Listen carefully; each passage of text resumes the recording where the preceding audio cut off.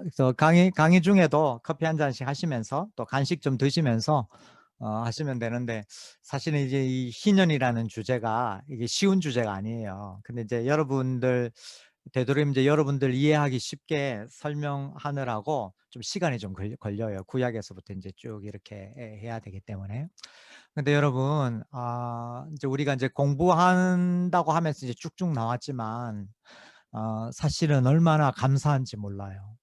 왜 그러냐면, 여러분은 어떤지 모르겠지만, 내가 지은 죄로부터 자유롭게 된다는 것이 얼마나 큰 감사인지 몰라요. 용서라 뭐냐? 자유다. 네가 지은 죄로부터 네가 자유롭게 되는 것이다. 그래서 네가 지은 죄에 대한 책임도 심판도 너에게 묻지 않겠다. 너는 자유다. 왜? 책임과 심판을 누가 가져갔기 때문에요? 예수님이 가져갔기 때문에. 이게 바로 예수님의 죄 용서의 복음이에요. 그래서 나는 내 죄는 예수님이 가져가시고 나는 그 죄로부터 자유롭게 되고, 그리고 하나님이 나를 받아주시고 환대해 주시고, 이것이 희년의 기초에서 누가복음이 전하는 죄 사함의 복음, 죄 용서의 복음이에요. 그래서 이 죄 용서의 복음을 받은 자마다, 믿는 자마다 사람이 달라지기 시작하는데요. 어떻게 달라지냐 하면은 물질에 대한 자세가 달라지고요. 다른 사람을 보는 자세가 달라져요. 이게 누가복음이 말하는 희년입니다. 계속해서 우리 한번 조금 더 제가 한번 설명을 해 드리도록 하겠습니다. 그래서 이제 여기까지 우리가 이제 좀 전에 봤고요. 그래서 뭐냐면, 다른 사람, 이게 죄 용서의 은혜를 입은 사람은 약자에 대한, 다른 사람에 대한 태도가 달라지는데, 그래서 누가복음에는 약자에 대한 관심과 존중이 다른 어떤 복음서보다 더 강하게 드러납니다. 이게 이제 희년의 정신이기 때문에. 그래서 누가복음에는 예수님이 사회적 약자들을 어떻게 대하시는지 보여주고 있어요. 여기에는 당시의 유대인들로부터, 유대 기독권 세력들로부터 무시받고 차별당하던 사마리아와 이방인에 대한 이야기, 세리와 죄인들에 대한 이야기가 나오고, 당시 사회에서 무시받던 여인들에 관한 이야기가 나오고, 그다음에 가난한 자들에 대한 이야기가 있어요. 이것이 누가복음이에요. 그래서 우리가 이제 본문을 찾아보지는 않겠어요. 시간 관계상 본문 찾아보지 않은데, 예를 들면은 누가복음에는 예수님이 믿지 않는 유대인과 대조하여서 사렙다 과부와 그 다음에 나아만 장군에 관한 이야기, 이방인에 관한 이야기가 나오죠. 그 다음에 선한 사마리아인의 비유, 우리가 잘 아는 이야기잖아요. 그죠? 제사장도 레위인도 다 지나갔지만은 사마리아인, 선한 일을 한 사마리아인을 예수님이 칭찬한 이야기. 그 다음에 10명의 나병 환자가 와서 예수님에게 치유를 받았어요. 그런데 유일하게 사마리아인이, 그 중에 한 명 사마리아인이 와가지고 예수님께 감사하는, 그래서 사마리아인과 이방인들이 주목을 받고 칭찬받는 이야기. 예수님의 관심이 이렇게 주변인들에게 있다라는 거 보여주고요. 그 다음에 세리와 죄인들에 관한 예수님의 마음, 요거 좀 이따 15장 하는데, 요거 좀 이따 다음 주제이기 때문에 좀 이따 설명해 드릴게요. 그 다음에 누가복음에는 또 여인들의 활약이 많이 나와요. 그래서 누가복음 1, 2장에 보면 예수님의 탄생 이야기에 세례 요한의 어머니인 엘리사벳과 예수님의 어머니인 마리아의 활약이 다른 어떤 성경보다도 많이 나오고, 아니나 다를까 또 성전에서 아기 예수님을 만났는데 남자 시몬이 있는 반면에 또한 여선지자 안나도 같이 나오고, 그래서 여성이 하나님 나라 복음의 또 다른 주요 인물로, 남성과 함께 여성이 하나님 나라 복음에서 하나님의 존귀한 형상으로서 이 회복이 되고 위치가 되는, 이것이 바로 희년의 하나님 나라다. 이제는 더 이상 주변인이나 더 이상 이 약자가 있는 것이 아니라 그 모든 사람이 하나님 나라에서는 존귀한 하나님의 형상이고 존귀한 형제 자매다.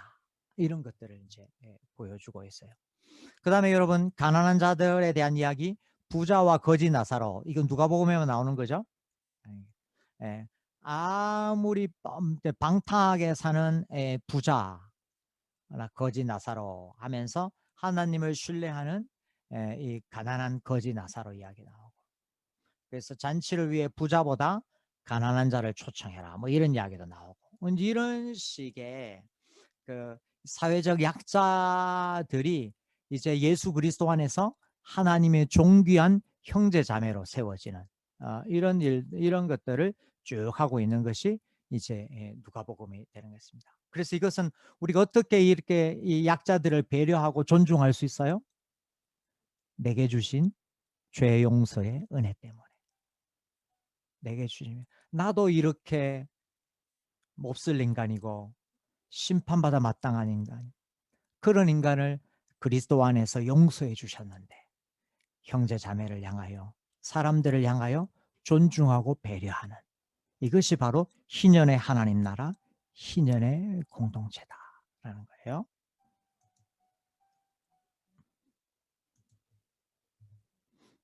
그 다음에 이제 누가복음 사도행전에는 이 구제, 이 가난한 자를 향한 구제가 강조돼요. 구제가 강조돼요. 그래서 15장 11절 16절에는 재물을 방탕하게 낭비한 세 가지 예가 나와요. 자, 여러분 요거 잠깐 한번 볼까요? 여러분 요거 한번 시간 많이 걸리지 않으니까 15장 11절 한번 보세요, 여러분. 15장 11절 보면은 이거 다음 시간에 하겠습니다만은 탕자의 비유예요. 15장 11절에는 탕자의 비유인데, 탕자는 뭐예요? 아버지의 유산을 받아가지고 허랑방탕하게 재산을 낭비한. 그거 나오죠, 그죠? 여기 나오고. 그 다음에 이 또 어디 나오냐면 16장 보십시오. 16장 보면은 16장 1절 위에 보면은 제목이 옳지 않은 청지기 비유잖아요. 거기에 옳지 않은 청지기가 어떤 일을 했냐면 1절 보세요. 또한 제자들에게 있을 때 어떤 부자에게 청지기가 있는데 그가 주인의 소유를 낭비한다. 소유를 낭비하는 게 나와요. 그 다음에 또 어떻게 나오냐면 16장 19절 보세요. 16장 19절. 여기 보면은 이 부자와 거지 나사로 이야기예요. 부자와 거지 나왔는데 19절에 보면 한 부자가 있어 자색 옷과 고운 베옷을 입고 날마다 호화롭게 즐기더라. 재물을 방탕하게 낭비하는 예가 나오죠. 이게 여기 이제 부정적인 예. 그리고 나서 예수님을 만나서 어떻게 돼요? 19장에 보면은 삭개오 이야기. 삭개오 이야기. 삭개오 우리가 이제 잘 아는 이야기잖아요. 삭개오 이야기는 19장 8절 보시면은 삭개오가 서서 주께 여짜오되 주여 보시옵소서 내 소유의 절반을 가난한 자들에게 주겠사오며 만일 누구의 것을 속여 빼앗은 일이 있으면 내 갑절이나 갚겠나이다. 그래서 뭐냐면은 물질을 이제는 이 삭개오가 뭐냐면은 구원의 은혜를 받고 나서 물질을 나누는 이야기. 그래서 죄 용서의 은혜, 구원의 은혜를 받은 사람은 다른 사람에 대한 태도가 달라지고 물질에 대한 태도가 달라진다. 라는 거예요. 근데 여러분 여기서 보면은 삭개오가 소유의 절반을 나누는 거예요. 그러면 우리도 절반을 나눠야 되나? 혹은 뭐 재산을 다 바치는 사람도 있어요. 그럼 우리 다 바쳐야 되는데 여러분 이렇습니다. 이게 이제 이 신약에서는요. 규정을 해가지고 바치는 게 없어요. 그러니까 너는 절반을 바쳐야 돼. 혹은 너는 다 바쳐야 돼. 이런 게 없고요. 다시 말하면 뭐냐면 성령께서 우리에게 주시는 마음을 따라서 자유롭게 나누는 거예요. 이게 아니면 공산주의예요. 이게 아니면 공산주의. 우리와 공산주의가 다른 점은 우리는 성령께서 역사하시는 이 마음을 따라서 자유롭게 자기의 소유를 나누는 거예요. 그래서 그렇지 않고 억지로 나누려고 하다가 하나님께 심판받는 사람이 아나니아와 삽비라예요. 성령께서 주시는 마음을 따라서 자유롭게. 그래서 보통 우리가 이제 11조라는 것도 10분의 1 딱 빗금 쳐가지고 딱 내야 되는 거가 안 되는 그게 아니고 그것은 최소한의 규정이에요. 10의 2조를 해도 되고 10의 0.9조를 해도 되고, 다만 성령께서 우리에게 주시는 마음을 따라서 나의 물질을 형제 자매들과 함께 나누는 거예요. 이것이 바로 성령이 지배하시고 성령이 운행하시는 희년의 하나님 나라 공동체예요. 그런데 이제 11조 이야기가 나왔으니까 하는 말인데, 이제 성경에는 이제 11조인데 11조보다 작게 한 예는 없어요. 11조보다 작게 한 예는 없어요. 성령이 자유롭게 하시는데 작게는 안 하시더라고요, 잘. 근데 이거는 여러분이 참고 삼아서. 그러나 진짜 형편이 어려운데 재물을 바쳐야 된다고, 꼭 먹을 것도 없는데 11조 해, 이렇게는 성경이 말하지 않는 것 같아요. 성경은, 하나님은 우리가 먹고 사는 것도 귀하게 생각하십니다. 그래서 그런 삶 속에서 성령이 자유롭게 운행을 하신다라는 것을 기억하시면 좋은데, 그거에 따라서 이 초대교회 성도들이, 또 성경에 나온 인물들이 자신의 소유를 나누면서 가난한 자를 구제하여서 이 희년의 하나님 나라가 세워지게 한다라는 것입니다.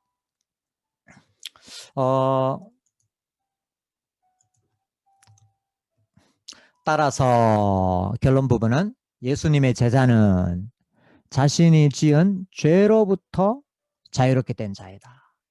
이러한 자유의 은혜를 기억하며 자유의 공동체를 세우기 위해 힘써야 된다. 이것이 예수님의 제자죠. 그래서 뭡니까? 신분을 차별하지 않고 서로를 그리스도의 형제 자매로 받아들이며 존중하는 것. 그 다음에 가난한 자를 구제하여 상대방을 죄로부터 자유롭게 할 뿐 아니라 물질의 속박으로부터 자유롭게 한다. 그래서 여러분, 기독교 역사상 복음이 전파되는 곳에는 항상 구제가 같이 가요. 제가 이제 이런 것도 여러분 성경에 이제 자세하게 이해가 나오는데 제가 이제 설명해 드릴 수 있지만은 시간 관계상 이렇게 원론적인 것만 이렇게 하겠습니다. 이것이 바로 희년의 하나님 나라 공동체다라는 거. 저는 BBB라는 단체를 모릅니다. 다시 말하지만 제가 BBB라는 단체를 잘 몰라요. 그런데 이걸 누구가 저한테 잘 이야기해 준 적도 없고 제가 잘 모르는데, 이거 하나는 제가 확신할 수 있어요. 겨자씨 같던 그 BBB라는 단체가 이렇게 세워진 것은 이 BBB라는 공동체 제자 양육을 위해서 반드시 자신의 물질을 나누고 형제 자매를 지극히 정성스럽게 섬긴 리더십이 분명히 있었을 거예요. 그렇지 않으면 이 단체가 이렇게 세워질 수가 없어요. 죄 용서의 복음을 전하면서 자신의 물질을 형제 자매들하고 같이 나누고, 그 다음에 형제 자매를 하나님의 형상으로 존중히 여기며 자기가 그들의 종이 되어서 겸손히 섬기는 수많은 리더들을 통해서 아마 이렇게 왔을 거예요.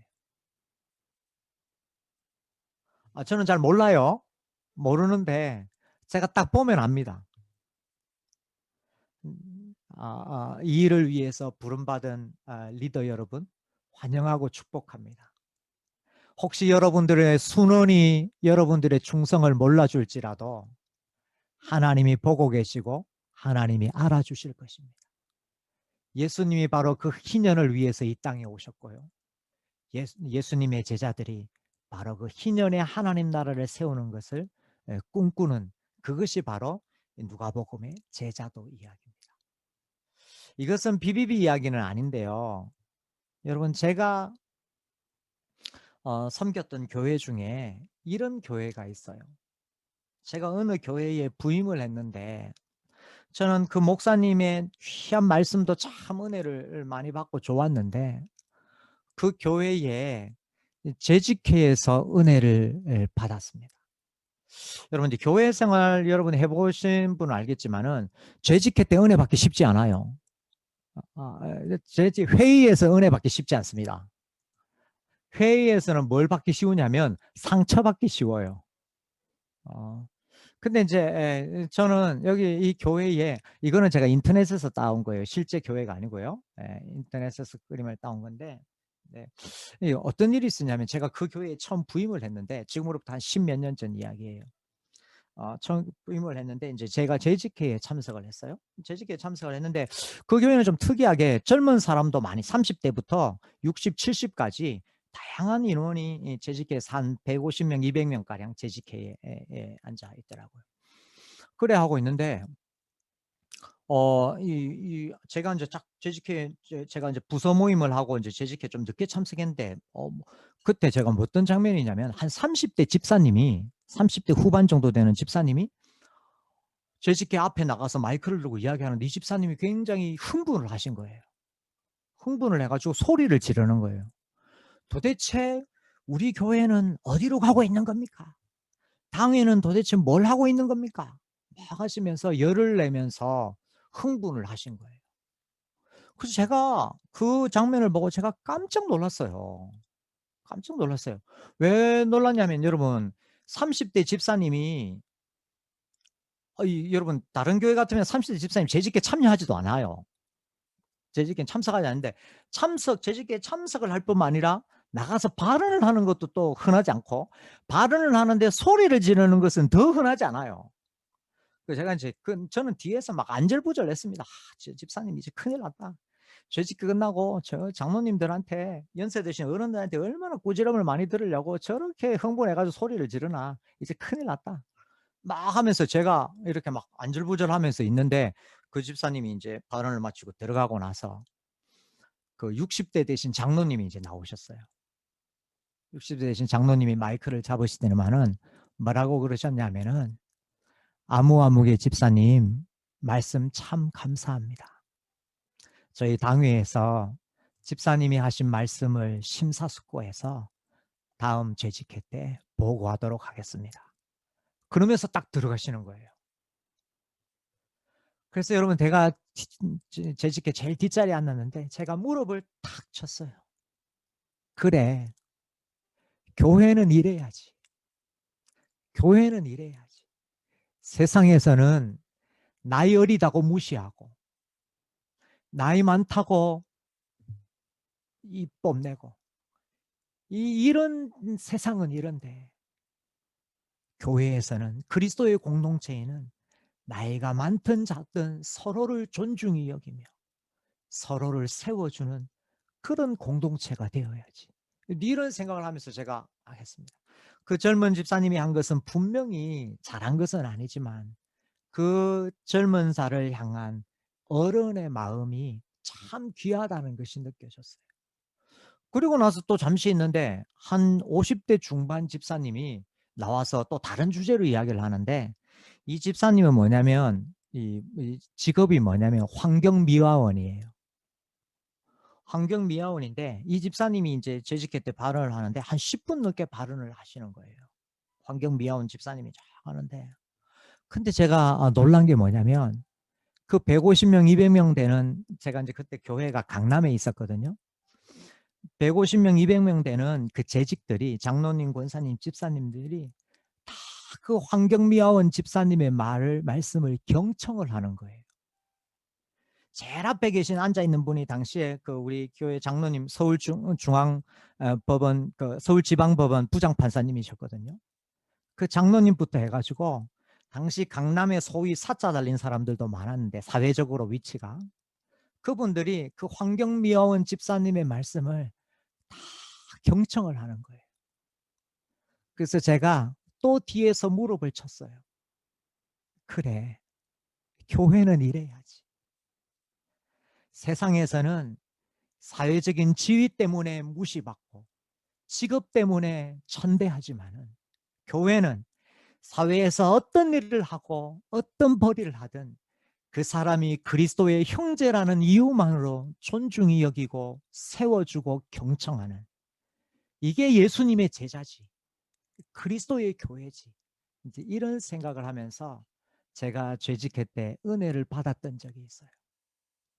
여러분 이것이 희년이에요. 희년이라는 것은 내가 받은 은혜, 죄 용서의 은혜가 너무 크고 감사해서 형제 자매 한 사람 한 사람을 존중히 여기며 경청하며 세워주는 사람. 내가 받은 죄 용서의 은혜가 너무 귀하고 감사해서 그 형제 자매와 물질을 나누며 그 형제 자매를 굳건히 세워주는 것. 이것이 희년의 하나님 나라고 예수님의 나라고 제자들의 나라입니다. 자, 이런 것들이 한번 제가 한번 경험한 희년의 모습이 있어서 여러분들과 좀 나누고 싶어서 잠시 한번 나누어 봤습니다. 자, 여러분 이제 두 번째 주제를 한번 하도록 하겠습니다. 이 두 번째 주제는 이 잃어버린 자를 구원하는 제자도가 되겠습니다. 이것은 여러분 소위 말하는 탕자의 비유로 알려진 예수님의 비유예요. 예수님의 비유.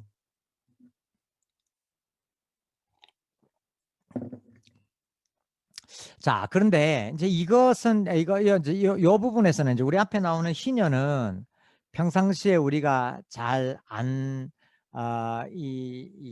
생각하지 못했던 이 주제 중에 하나인데, 이 두 번째 나오는 이 잃어버린 자를 구원하는 제사는 우리가 굉장히 많이 보는 거예요. 우리가 자주 보는 거고, 자주 보는 건데, 근데 이제 이것에 대한 이것에 대한 오해가 있어요. 이것은 오해. 제가 이제 이것은 이러한 오해들을 풀면서 이 제자도를 한번 설명을 해 볼게요. 왜 그러냐면은 여러분 본문 한번 가볼까요? 누가복음 15장 한번 가보세요. 누가복음 15장.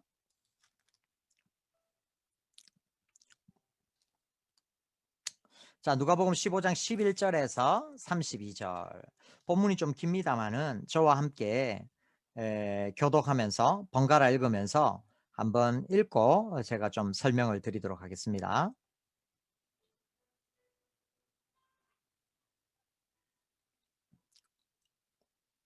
또 이러시되 어떤 사람에게 두 아들이 있는데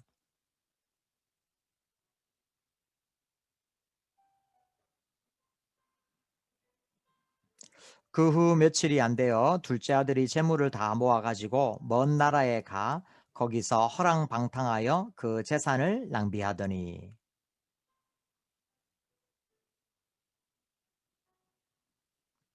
가서 그 나라 백성 중 한 사람에게 붙여 사니 그가 그를 들로 보내어 돼지를 치게 하였는데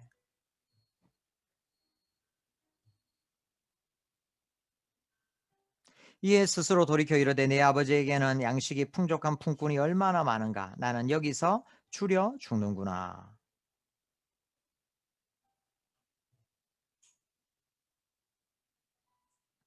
지금부터는 아버지의 아들이라 일컬음을 감당하지 못하겠나이다. 나를 품꾼의 하나로 보소서 하리라 하고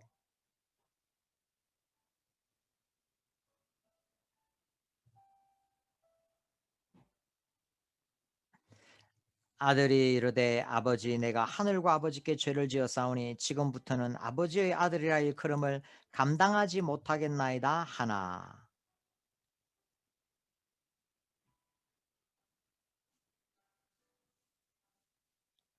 그리고 살진 송아지를 끌어다가 잡으라 우리가 먹고 즐기자.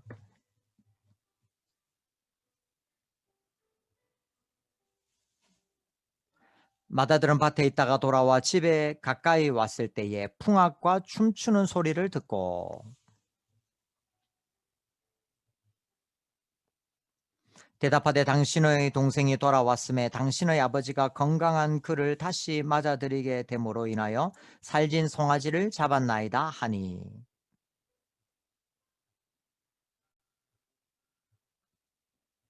아버지께 대답하여 이르되 내가 여러 해 아버지를 섬겨 명을 어김이었거늘 내게는 염소 새끼라도 주어 나와 내 벗으로 즐기게 하신 일이 없더니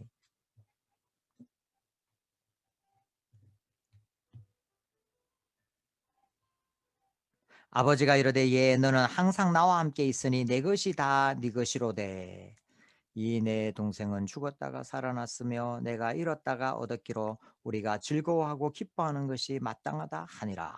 아멘. 예, 여러분 이거 우리 잘 아는 이야기고 굉장히 지금까지 수없이 많이 이 비유에 대해서 들었을 거예요. 이 비유는 근데 이제 흔히 이제 우리가 탕자의 비유, 돌아온 탕자의 비유, 일명 돌탕이라고 그러죠. 돌아온 탕자, 돌탕 비유라고 이제 이렇게 이야기하는데 그래서 이제 일을 하는데 이제 저는 이제 이것을 이제 오해라고 보는 게 이제 주인공이 탕자가 아니죠. 그죠? 주인공이 탕자가 아니고 이 먼저 나오는 주인공은 이제 아버지가 주인공이죠. 이제 주인공은 세 명인데 아버지와 큰아들, 작은아들 이 세 명의 등장인물을 통해서 이야기하는 거죠. 그래서 그래서 우리가 이제 그 대각성 전도 집회나 또 우리가 이제 총동원 전도 주일에 탕자가 돌아오도록 하면서 이제 이 본문을 많이 이야기를 해요. 저는 이제 그렇게 이제 이 본문을 볼 수도 있다고 생각해요. 볼 수 있다고 생각하는데 그러나 다만 예수님이 이 비유를 주신 이 목적을 충분히 드러내지는 못한다고 생각해요. 이제 그렇게 보면은 또 어떤 분들은 이거 여기에 또 아버지의 초점을 맞춰서 아버지가 우리를 기다리고 계시니까 아버지께로 돌아가자. 뭐 요렇게 또 이야기를 하기도 하고 하나님께서 자기에게 돌아오는 아들을 기다리고 아들이 돌아왔을 때 품에 안아 주실 것이다 하면서 이제 아버지를 이야기하기도 하고 또 우리 이제 우리 여기 이제 BBB 또 회원들 중에서는 탕부 하나님 또 팀 켈러 목사님의 책을 읽으신 분도 있으실 텐데 그 팀 켈러라는 분은 또 이제 탕부 하나님이라고 그래가지고 이 자녀들을 위해서 아들들을 위해서 자기의 사랑을 탕진하시는 그래서 이 아들들은 죄 때문에 탕자가 되지만은 아버지는 사랑 때문에 탕부가 되는 이런 것을 통해서 이제 쭉 이야기를 해요. 저는 이 모든 이야기들이 다 은혜롭고 또 이 비유에 대해서 일리가 있다고 생각합니다. 일리가 있다고 생각해요. 그러나 다시 말씀드리지만 예수님이 이 비유를 우리에게 주신 그 목적을 충분히 드러내지는 못한다고 생각해요. 충분히 드러내지. 자, 다른 말로 하면은 예수님이 우리에게 이 비유를 주시는 다른 목적이 있다. 중요한 목적이 있다라는 건데 그걸 한번 이 시간에 배워 보도록 하겠습니다. 저는 이 탕자의 비유는 세 개의 키워드로 읽어야 된다고 생각해요. 이 세 개의 키워드로 봐야만이 예수님이 우리에게 탕자의 비유를 주신 의도를 제대로 파악할 수 있다. 뭐냐? 이 탕자의 비유에는 뭐냐면 죄인을 향한 예수님과 하나님의 열심이 들어가 있고 이 열심은 다른 말로 사랑의 표현이죠.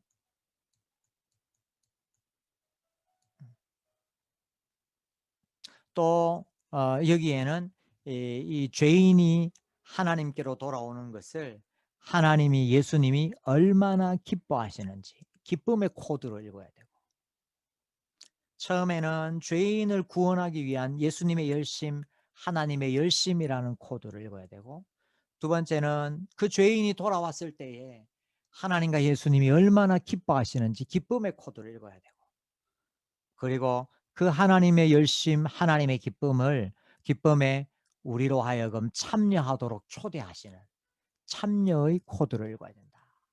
그 하나님의 기쁨 하나님의 열심에 우리를 참여하도록 하는 참여하도록 우리를 초대하는 이 참여의 코드로 읽어야 된다. 그래서 이 세 가지 키워드로 이 탕자의 비유를 읽어야 예수님이 원래 비유를 주신 의도에 맞게 우리가 이 탕자의 비유를 이해하는 것이 된다라는 거예요. 자, 왜 그런지 제가 이 이유를 좀 설명을 해 드릴게요. 먼저 이 탕자의 비유는 청중을 고려하면서 해석을 해야 돼요. 청중을 고려하면서 해석을 해야 된다. 무슨 말이냐면 우리 한글 개역개정 여러분과 제가 가진 한글 개역개정 성경은 오류가 있어요. 오류가 있어. 여러분 생각에는 아니 성경에 오류가 있다고 막 이렇게 이 겁을 내시는 분이 있는데, 이 성경에 제가 오류 있다는 말이 아니고 한글 개역 개정을 편집한 우리나라 분들이 이걸 잘못 편집을 했어요. 잘못 편집을 했는데 왜 그러냐면은, 여러분 성경을 보세요. 종이 성경을 보시면은 1절 위에 보면은 1절 위에 보면은 이런 양을 찾은 목자 비유가 나오잖아요. 근데 이게 잘못 붙여진 거예요. 이런 양을 찾은 목자 비유는 어떻게 하냐면은 4절 위에 가야 돼요. 4절 위에. 4절 위에 이 제목이 와야 돼요. 다시 말하면 무슨 말이냐면 1절, 2절, 3절은 이 본문의 이 비유의 인트로덕션이에요. 이 뒤에 나오는 세 가지 비유의 배경을 설명하는 서론 부분이에요. 서론 부분. 그래서 1절, 2절, 3절은 비유의 서론이고 4절부터 7절까지가 이런 양을 찾은 목자 비유고요. 그 다음에 8절부터 10절까지가 이런 드라크마를 찾은 여인 비유고요. 그 다음에 11절부터 32절이 이런 아들을 찾은 아버지 비유예요. 그래서 한글 개역 개정은 이 오류가 있습니다. 그래서 1절, 2절, 3절은 예수님이 이 세 가지 비유를 하신 배경을 설명하고 있어요. 자, 그러면 이 배경이 뭔가? 이 배경이 뭔가 보면 이렇게 했어요. 1절, 2절, 3절을 보겠습니다. 1절, 2절, 3절 보겠습니다. 예, 이현주님 한번 읽어보실까요? 은평모임의 이현주님. 모든 세리와 죄인들이 말씀을 들으러 가까이 나아오니 바리새인과 서기관들이 수군거려 이르되 이 사람이 죄인을 영접하고 음식을 같이 먹는다 하더라. 예수께서 그들에게 이 비유로 이르시되. 예, 감사합니다. 잘 읽으셨어요? 여러분 이 뭐냐면은 세리와 죄인이 예수님께 가까이 나오는 거예요. 그러니까 예수님이 세리와 죄인을 거기 보면은 영접하다 이런 말이 있어요. 영접하다. 2절에 보면 이 사람이 죄인을 영접하다. 영접하다는 말은 환영하고 교제했다는 말이에요. 여기 영접하다는 말은 예수님이 세리와 죄인을 환영하고 그들과 교제했다는 말이에요. 이렇게 하니까 바리새인과 서기관들이 수군거리면서 비난을 해요. 예수님을. 그래서 이때 세리와 죄인을 환영하고 교제할 때에 예수님을 비난하는 누구에게 비유를 말씀하셔요? 바리새인과 서기관들에게 이 비유를 말씀하시는. 그래서 이 비유의 1차 청중은 죄인을 영접하는 것을 비난하는 바리새인과 서기관을 향한 거예요. 2차적으로는 이제 제자들에게도 의미할 수 있겠죠. 그러나 1차적으로는 죄인과 어울리는 것을, 죄인을 환영하고 교제하는 것을 비난하는 바리새인과 서기관들이에요. 그들에게 뭐예요? 이 비유를 통해서 예수님이, 하나님이 죄인을 얼마나 사랑하시고 찾으시는지 그걸 이야기하고 있는 거예요. 죄인을 얼마나 사랑하고 찾으시는지 보면, 그래서 이런 양의 비유를 통해서 이런 양을 한 마리의 이런 양을 위해서 예수님이 얼마나 열심을 내시는지를 이야기하고 있어요. 6절 보실까요? 15장 6절 보면 바리새인과 서기관들은 비난하지만은 이런 양을 위해서 그 4절이네. 4절 보시면 너희 중에 어떤 사람이 양 100마리가 있는데 그 중에 하나를 잃으면 99마리를 들에 두고 그 잃은 것을 찾아내기까지 찾아다니지 아니하겠느냐. 잃어버린 영혼을 향한 예수님의 열심이죠. 언제까지 찾는다고요? 찾아내기까지 찾아내. 예수님의 열심, 예수님의 사랑. 또 뭐예요? 8절에 보시면은 이런 드라크마, 이런 동전인데 어떤 여자가 10 드라크마가 있는데 하나를 잃으면 등불을 켜고 집을 쓸며 찾아내기까지 부지런히 찾지 아니하겠느냐. 이 예수님의 열심을, 하나님의 열심을 이해하지 못하는 이 바리새인과 서기관들에게 이 말씀을 하시는 거예요. 그 다음에 이런 아들을 찾는 것은 또 어디? 아버지의 열심, 아버지의 사랑이 어디 나와요? 보면은 20절 보면 15장 20절 보면 이에 일어나서 아버지께로 돌아가니라. 아직도 거리가 먼데 아버지가 그를 보고 측은히 여겨 달려가. 무슨 말이에요? 아들이 돌아오는데 아버지가 그를 봤어요. 아버지가 먼 곳을 항상 주시하면서 아들이 돌아올 때까지 기다리고 있는 거예요. 아들이 돌아올 때까지 기다리고 이런 양을 찾을 때까지 찾고 이런 드라크마를 찾을 때까지 찾는 아버지의 열심, 예수님의 열심. 그리고 뭡니까? 찾아서는 7절 보십시오. 이런 양을 찾으면 어떻게 해요? 6절 보시면은 이런 양을 찾으니까 5절 6절이네요. 또 찾아낸즉 즐거워 어깨에 메고. 여러분 양을 혹시 어깨에 매 보셨어요? 진짜 무겁습니다. 그런데 양을 어깨에 맸는데 즐거워요. 이런 양을 찾으면요. 무거운데 힘이 들지 않아요. 이런 영혼을 전도를 하면요. 이런 영혼을 제자를 삼으면요. 무거운데 힘들지가 않아요. 힘들죠. 사실은. 힘든데 즐거워요. 이게 잃어버린 양을 찾는 제자도예요. 잃어버린 양을 찾아서 구원하고 제자 삼으면은 힘든데 즐거워요. 이 맛을 아는 사람이 제자를 삼는 거죠. 그죠? 이 맛을 아는 사람이 복음 전해서 제자를 삼는 거죠. 그래서 6절에 집에 와서 그 벗과 이웃을 불러 모으고 말하되 나와 함께 즐기자. 예수님의 기쁨, 아버지의 기쁨을 말하는 거죠. 그 다음에 9절에 보면은 드라크마를 찾고 찾아낸 즉 벗과 이웃을 불러내오고 말하되 나와 함께 즐기자.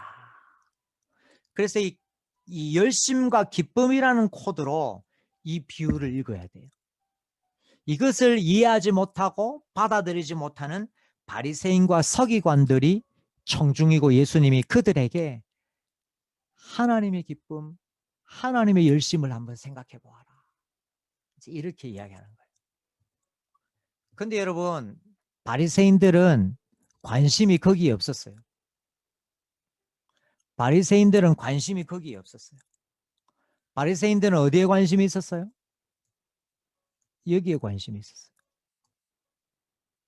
이 6장, 7장은 제가 여기서는 지금 찾지 않겠는데요. 뭐라고 그러냐면은 안식일 전통을 어긴다고 해서 예수님과 제자들을 비난하는 거예요. 그래서 바리새인들은 뭐에 관심이 있냐면 다른 사람의 죄를 덜 추어내어서 비난하는 데 관심이 있어요. 다시 말하면 바리새인과 서기관들은 다른 사람들을 깎아내리는 데 관심이 있어요. 겉으로는 하나님을 이야기하지만 속으로는 사람을 깎아내리는 데 관심이 있어요. 다른 사람을 깎아내리는 데 관심이 있어요. 그러면은 또 어디에 관심이 있느냐? 여러분 11장 43절 한번 찾아보세요. 누가복음 11장 43절.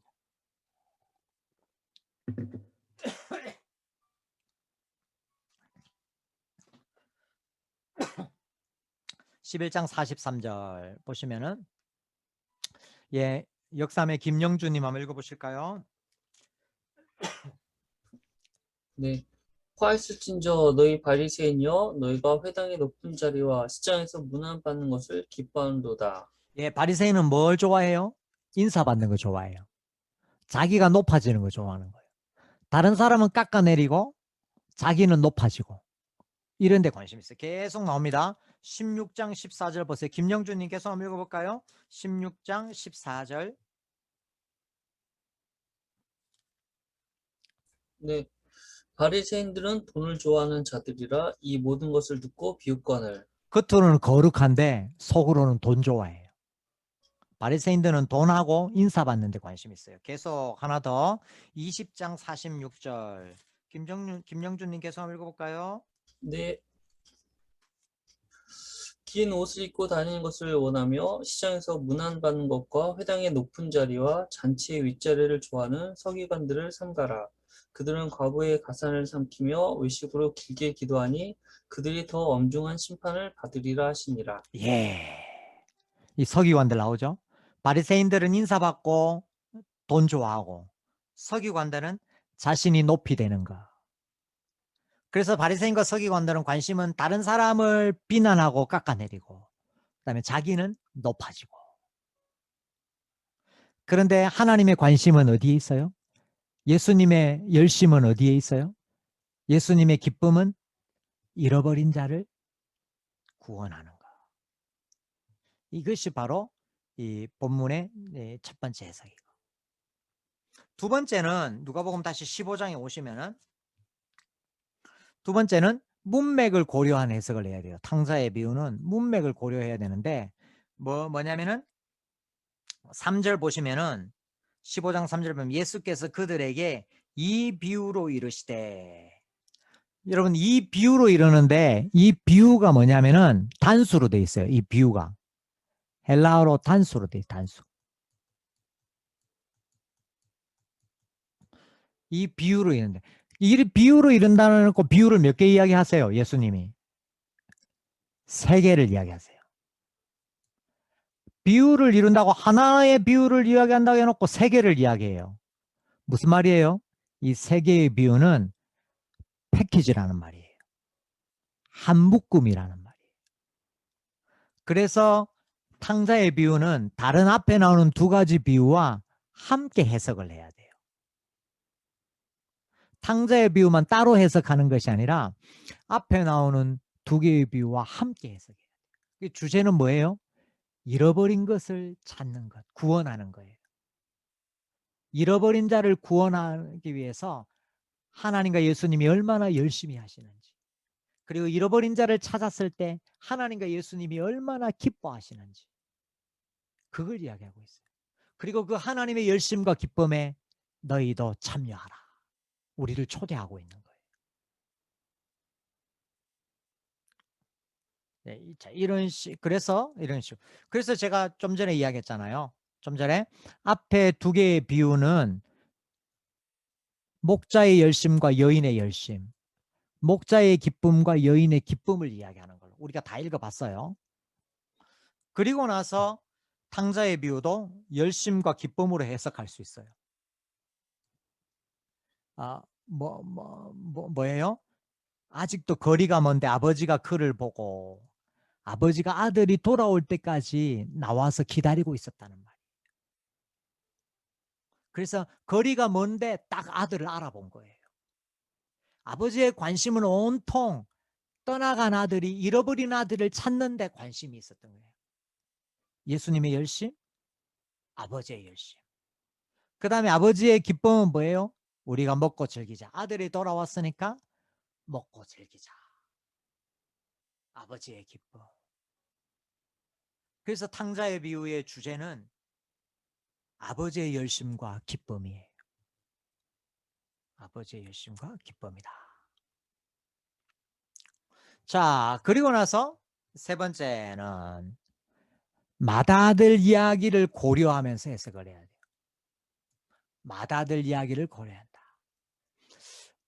간혹 가다가 목사님들도 그렇고 성도들도 그렇고 맏아들 이야기는 탕자의 비유에서 부가적인 걸로, 부차적인 걸로 해석을 해요. 예, 간주를 해버려요. 그래서 어느 신학자는 탕자의 비유에 덧붙여진 일종의 부록이라고 해요. 근데 그렇지 않아요.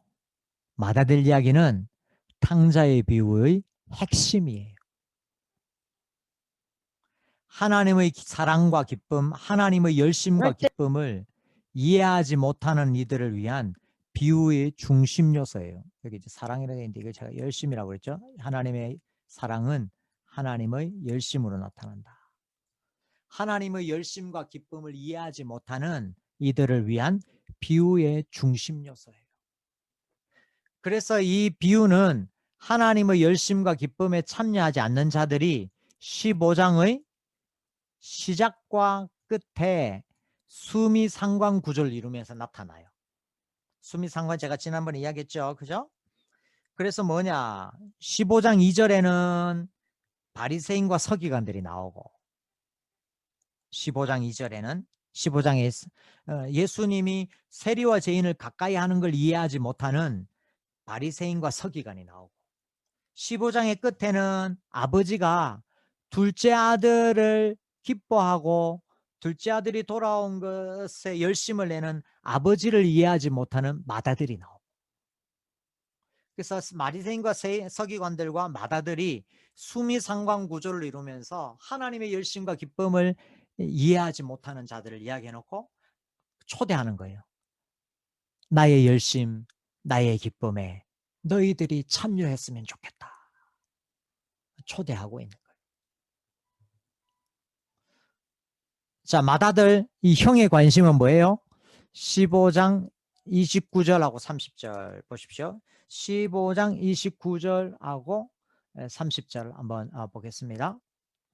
예, 이숙주님 한번 읽어보실까요? 대전의 이숙주님 15장 29절과 30절. 아버지께 대답하여 이르되 내가 여러 해 아버지를 섬겨 명을 어김이 없거늘 내게는 염소 새끼라도 주어 나와 내 벗으로 즐기게 하신 일이 없더니 아버지의 살림을 창녀들과 함께 삼켜버린 이 아들이 돌아오매 이를 위하여 살찐 송아지를 잡으셨나이다. 예, 맏아들이 불평하는 거죠. 관심이 어디 있어요? 그때 아버지의 재산, 아버지의 소유에 관심이 있는 것 같지만 첫 번째는 동생을 비난하고 동생을 깎아내리는 데 관심이 있어요. 네네. 둘째는 아버지의 소유를 축낸 것을 막 걱정해요. 왜 그래요? 왜냐하면 아버지의 소유를 자기가 받아야 되기 때문에. 그래서 자신이 아버지의 소유를 물려받아야 되는데 그것을 동생이 축내니까 동생을 비난하는. 그 뭐야? 형의 관심은 자신이 높아지는 거, 동생을 깎아내리는 거. 바리새인과 서기관들과 똑같죠? 다른 사람들을 깎아내리고 자기가 높아지는 거. 예. 그래서 형은 동생의 생명과 구원에는 관심이 없어요. 두 번째, 아버지의 열심과 기쁨에는 관심이 없어요. 그의 관심은 오로지 동생을 깎아내리고 자신을 높이고. 그래서 이러한 사람들에게 아버지의 열심과 기쁨에 참여하도록 초대하고 있는. 이것이 바로 이 탕자의 비유다. 그래서 누가복음 15장 32절은 15장에 나오는 세 개의 비유의 결론과 같아요. 뭐냐? 이 내 동생은 죽었다가 살아났으면 내가 잃었다가 얻었기로 우리가 즐거워하고 기뻐하는 것이 마땅하다. 뭘 가장 기뻐하고 즐거워해라? 사람들이 주님께 돌아오는 것을 내 인생의 가장 큰 기쁨과 즐거움으로 여겨라. 이것이 탕자의 비유의 첫 번째 주제예요. 사람들이 하나님께로 돌아오는 것을 가장 기뻐하고 그래서 그것을 위해서 열심을 내라. 이 세계로 아버지의 열심과 기쁨의 세계로 우리를 초대하고 있는 거죠. 그래서 잃어버린 자를 향한 아버지의 열심과 기쁨 그리고 그 열심과 기쁨에 참여하도록 우리로 초대하고 있는 것이다. 이게 이제 탕자의 비유예요. 제가 이제 해석하는 탕자의 비유입니다. 이제 이게 혹시 좀 설득이 있으면은 여러분들이 이렇게 이 관점으로 먼저 보시고 그 다음에 이제 뭐 탕자가 돌이키는 건 아버지의 탕부 하나님 이런 식으로 이제 이해하면 되겠어요. 이렇게. 그래서 사도행전은 뭘 보여주느냐?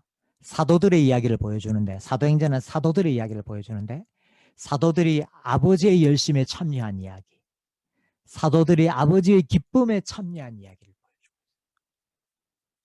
사도들이 아버지의 열심에 참여한 이야기 사도들이 아버지의 기쁨에 참여한 이야기 그래서 이 성경을 뭐라고 그런다고요? 사도행전이라고. 사도들이 아버지의 열심과 기쁨에 참여한 이야기. 자, 여러분 성경을 하나하나 보면서 한번 확인해 갈까요? 사도행전 4장으로 가보겠습니다. 사도행전 4장. 사도행전 4장 18절 20절. 사도행전 4장 18절 20절. 충남의 이영란님 한번 읽어보실까요? 4장 18절에서 20절. 그들을 불러 경고하여 도무지 예수의 이름으로 말하지도 말고 가르치지도 말라 하니 베드로와 요한이 대답하여 이르되 하나님 앞에서 너희의 말을 듣는 것이 하나님의 말씀을 듣는 것보다 옳은가 판단하라.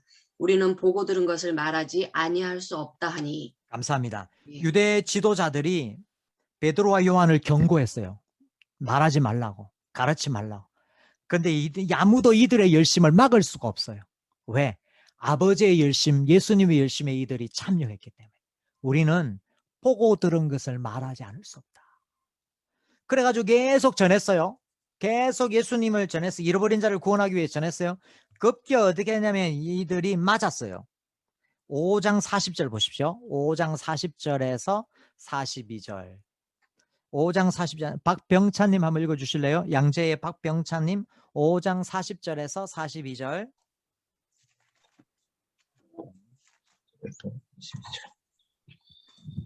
그들이 옳게 여겨 사도들을 불러들여 채찍질하며 예수의 이름으로 말하는 것을 금하고 놓으니 사도들은 그 이름을 위하여 능력받는 일에 합당한 자로 여기심을 기뻐하면서 공의 앞을 떠나니라.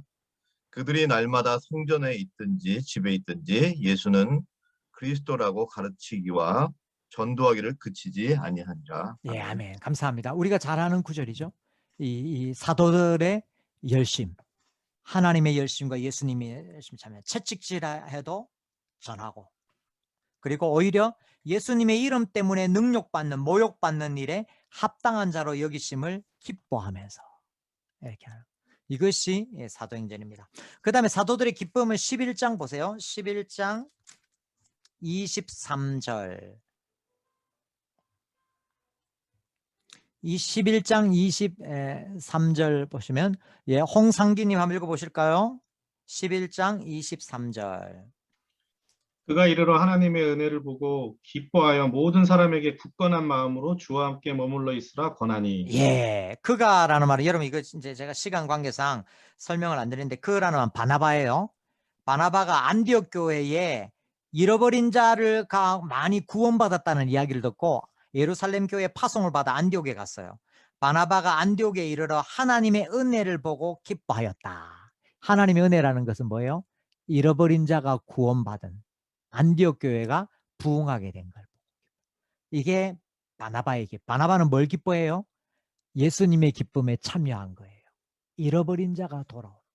그 다음에 한 구절을 더 볼까요? 15장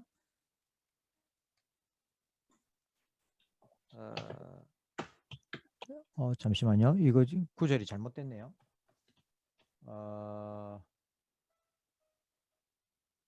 15장 3절이 아닌데 하여튼 있어요. 하여튼 기뻐한 거 또 있어요. 예. 제가 이 어느 구절인가? 잠시만요. 이것도 이거 좀 안 하면 좀 찝찝하니까 나머지 한 구절도 좀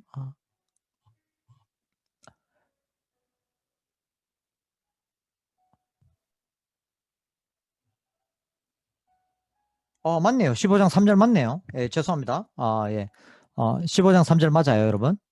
15장 3절을 예.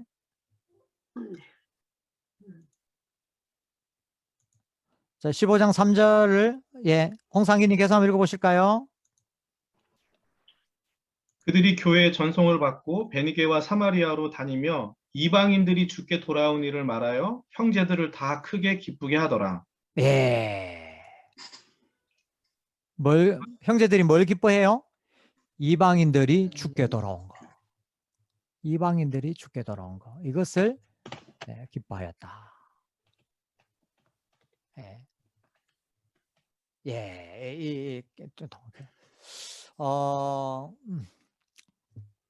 자, 우리 BBB 우리 회원 여러분, 형제자매 여러분, 이것이 누가복음 사도행전의 중요한 주제예요.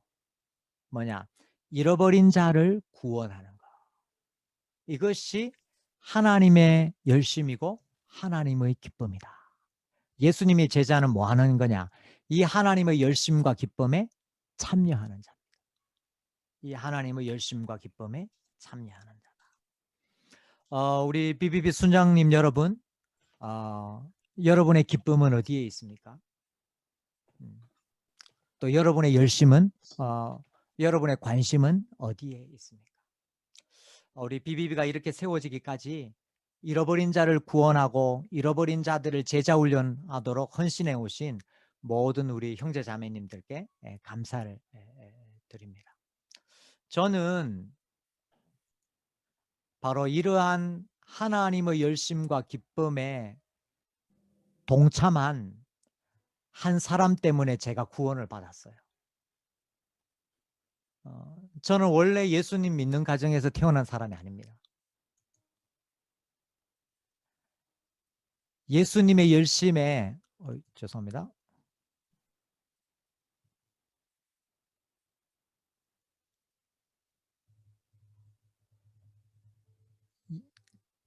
예수님의 열심에 미친 한 분이 예수님의 열심에 미친 한 분이 예수님의 열심을 저에게로 가지고 오셨어요. 그래서 저는 제가 예수님을 믿게 돼요. 그래서 제가 BBB처럼 말씀을 통해 복음 전하고 말씀을 통해 제자 양육 받는 것이 너무 귀하고 꼭 필요하다는 것을 너무 절감하는 사람. 왜? 그런 분을 통해서 제가 복음을 들었기 때문에. 그런 분을 통해서 저도 예수님의 제자가 되었기 때문에. 여러분들 제가 지난번에 이야기했는데 저는 이제 고향이 이제 경남 거창입니다. 거창이라는 동네예요. 경남 거창이라는 동네인데 이 거창이 근데 제 집은 고향은 어디냐면은 저희 집 앞산을 넘으면은 합천하고 인근지인데 합천 해인사가 있어요. 그래서 이제 저희 집과 저희 고향 모든 마을은 대대로 그 해인사에 가가지고 불공을 드리는 이런 집입니다. 그래서 제가 이제 저희 누님하고 제가 이제 누님하고 저하고 7살 차이가 나는데 제가 이제 7년 만에 태어난 아들입니다. 집에서는 이제 아들이 없으니까 어떻게 했냐면은 이 합천 해인사에 가서 불공을 들여가지고 제가 태어났어요. 여러분 제가 이런 사람입니다. 제가 보통 사람이 아니에요. 불공을 들여가지고 태어난 이런 사람입니다. 그러니까 그래서 이제 저는 어릴 때부터 그래서 불교하고 가깝고 절에도 좀 많이 다녔습니다. 근데 여러분 제가 이제 어릴 때부터 뭐에 관심이 많았냐면은 죽음에 대해서 관심이 많았어요. 어릴 때 어린이 때 초등학생 때부터 죽음에 대해 벌써 여러분 뭐 크게 될 사람은 뭐가 달라도 다르죠. 초등학교 때 죽음에 대해서 관심이 있어요. 왜 그러냐면은 제가 어릴 때 저희 동네에 사시는 그 옆집 아저씨가 농약을 마시면서 자살을 했어요. 그때 어릴 때 그게 아마 큰 충격이었나 봐요. 그래서 어릴 때부터 무슨 생각이냐면 이 죽음이 뭘까? 사람이 죽으면은 어디로 가는 것일까? 여기에 대한 관심이 많았어요. 그러니까 여기에 대한 해답이 없으니까 너무 불안하더라고요. 제가 어린 나이에. 그래서 이제 집안이 종교가 불교니까 제가 해인사에 가서 불공을 드리면서 이 문제를 해결해 보려고 했어요. 이게 해결이 안 되고 여전히 두려웠어요. 그래서 제가 이 초등학교, 중학생 때는 이 여러 가지 종교에 대한 관심이 많았어요. 근데 이제 여러분 제가 고등학교 들어갔는데 여러분 거창 이제 고등학교를 제가 들어갔는데 거창하면 여러분 거창고등학교라고 요즘 들어보셨는지 알지? 굉장히 유명합니다. 거창고등학교라고 제가 이제 어디 나왔냐 하면은 고등학교를 거창고등학교 옆에 고등학교를 나왔어요. 거창고등학교 여러분 제가 보통 사람 아니라고 했죠. 거창고등학교 옆에 거창고등학교는 여러분 유명한 미션 스쿨이에요. 근데 저희 부모님이 거창고등학교를 보내주지 않았어요. 왜냐하면 기독교 학교라고. 너는 이 불공 들여서 태어난 사람인데 어디 이 불교의 아들이 말이야 거창고등학교를 가냐고. 그래서 거창고등학교 옆에 고등학교에 뭐냐면은 이사장님이 독실한 불교 신자인 그 학교를 제가 하게 됩니다. 그런데 그 학교에 음악 선생님, 이분이에요. 음악 선생님이 거창고등학교에 있는 그 어떤 크리스찬 선생님보다 더 신실한, 더 지독한 음악 선생님이 있는 거예요. 하나님이 이분을 만나게 해주셨어요. 하나님의 열심이 이분을 통해서 저에게로 왔어요. 고등학교 1학년부터 이분이, 뭐 30년이 넘은 이야기입니다만은, 이분이 음악 시간, 당시 일주일에 음악 시간이 2시간 있었는데, 2번 있었는데, 1시간마다 50분이잖아요. 음악을 안 가르치고 예수님 이야기만 주구장창 하는 거예요. 50분 음악 수업인데 30분 예수님 이야기하고 20분 노래 가르쳐주고. 당시에는 여러분 그럴 수 있었어요. 왜냐하면 요즘 같으면 여러분 인터넷에 한 줄 올리면 그 선생님 끝나잖아요. 그죠? 근데 당시에는 그럴 수 있었어요. 당시에는. 이분이 딱 음악, 저는 지금도 제 고등학교 1학년 첫 번째 음악 수업을 기억합니다. 그 선생님이 뭐라고 그러냐면 딱 아이들 보시면서 이 음악 선생님이 여러분 고등학교 우리 학교 왜 왔어요? 이렇게 질문을 딱 하는 거예요. 그러니까 여러분 고등학교 1학년 남자아이들이 남자 고등학교인데 얼마나 장난이 심해요. 뭐 그냥 중학교 졸업하니까 왔어요. 어떤 애들은 뭐 엄마가 가라 그래서 왔어요. 뭐 별의별 이야기 다. 근데 한 엉뚱한 녀석이 한 명 있었는데 이 녀석이 뭐라고 그러냐면 진리를 탐구하기 위해서 왔습니다. 진짜 엉뚱하죠. 왜 우리는 막 배꼽 잡으면서 막 웃고 있는데 웃지 않는 딱 한 사람이 있었는데 그게 선생님이에요. 선생님이 눈빛을 쫙 반짝이면서 그 친구 이야기 잘했어요. 진리를 탐구하기 위해서 왔다고 그랬는데 여러분 진리가 뭐라고 생각합니까? 이렇게 선생님이 이야기하니까 그제서 이제 아이들이 이게 장난이 아니라는 걸 알고 좀 이제 자세를 바로잡고 좀 진지하게 대답을 해요. 어떤 아이들은 뭐 과학적으로 증명한 거다. 또 어떤 아이는 대답하기를 불변하는 것이다. 뭐 이런 질문이 나와요. 그러니까 선생님이 하시는 말씀이 여러분들 이야기 참 잘했는데 여러분 하는 말이 진리에 대해서 어느 정도 일리가 있는 것 같다면서. 그런데 내가 우리 집에 있는 선생님 말씀하시기를 한갑수 국어사전이라는 두꺼운 국어사전에 진리를 찾아보니까 진리의 정의가 1번, 2번, 3번 해놓고 한 5번, 6번에 가니까 진리 해놓고 성경 말씀 이렇게 되어 있더라면서. 그렇게 하면서 이 선생님이 성경 말씀에 나와 있는 예수님 이야기를 한 학기 내내 하는 거예요. 50분 수업 시간에 30분 계속. 그러면서 그렇게 제가 듣고 싶었던 초등학교 때부터 듣고 싶었던 죽음에 대한 이야기를 하고 죽음 이후의 세계에 대해서 이야기하고 예수님에 대해서 이야기하고 죄에 대해서 이야기를 해줘요. 그래서 제가 고등학교 1학년 1학기를 마치고 여름방학 때 8월 첫 주부터 제가 교회를 다니게 생애 처음으로 교회를 다니기 시작했어요. 한 학기 내내 그 이야기를 들으니까 도저히 교회 안 가고는 안 되겠더라고요. 그래서 제 친구 손을 잡고 혼자 가기는 좀 그래서 제 친구 손을 잡고 이 남자아이 둘이가 교회를 처음 가기 시작했어요. 근데 여러분 거창은 서부 경남이잖아요. 완전 시골이잖아요. 기독교율이 얼마나 낮은지 몰라요. 그래서 당시에 1학년 1학기 첫 시간에 여러분 중에 혹시 교회 다니는 사람 손을 들어보니까 당시 저희 반에 한 55명, 56명이 있었는데 교회 다니는 학생이 한 5명, 6명이 있었어요. 근데 이 선생님이요 1학년 때만 복음을 전한 게 아니고 3년 내내 복음을 전했거든요.